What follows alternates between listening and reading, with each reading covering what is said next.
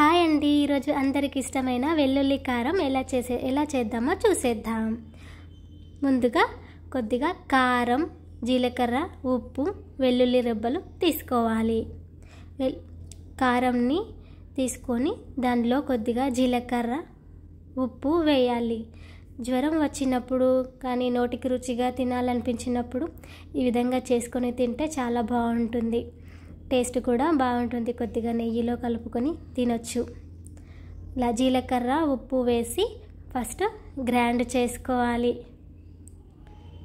వేడివేడి అన్నంలో నెయ్యి వేసుకొని ఈ కారం పొడి వేసుకొని తింటే చాలా బాగా టేస్టీగా ఉంటుందండి.